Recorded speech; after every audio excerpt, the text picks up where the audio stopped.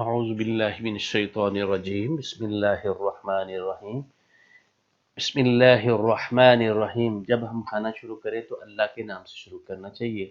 اگر ہم بھول جائیں تو ہمیں پڑھنے یہ چاہیے بسم اللہ اولہ و آخرہ، بسم اللہ فی اولہ و آخرہ، اللہ کے نام سے اس کے شروع اور اس کے آخر میں۔ اگر انسان بھول جاتا ہے تو اس کو یہ پڑھ لینا چاہیے بسم اللہ فی اولہ و آخرہ، یا دوسری جگہ پہ آتا ہے بسم اللہ اولہ و آخرہ۔ جب کھانا ختم کریں تو ہمیں یہ دعا لازماً پڑھنی چاہیے اور بچوں کو بھی سکھانی چاہیے کہ یہ دعا کھانا سے فارغ ہو جائے تو اللہ تعالیٰ کا شکر ہمیں کرنا چاہیے، اور شکر اس طریقے سے کریں کہ اللہ تعالیٰ کی حمد و ثنا اس میں ہے۔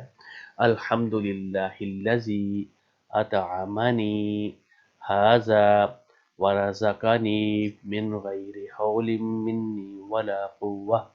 پھر سنی، الحمدللہ الذی اطعمنی ھذا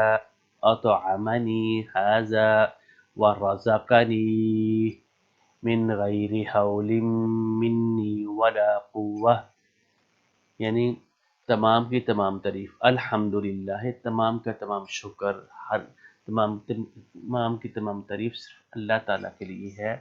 الذی اطعمنی ھذا، جس نے مجھے یہ کھانا کھلایا، ورزقنی، اور مجھے رزق عطا کیا، من غیر حول منی ولا قوہ، جس میں میری کسی قسم کی کوئی طاقت اور ہمت، کوئی کام میں میرا عمل دخل نہیں ہے۔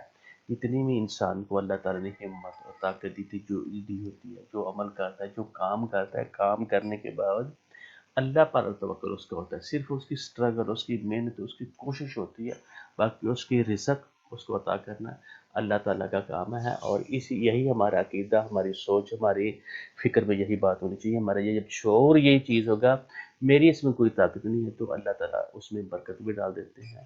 اور ہمیں یہ دعا پڑھنی چاہیے، الحمدللہ الذی اطعمنی ھذا ورزقنی من غیر حول منی ولا قوہ۔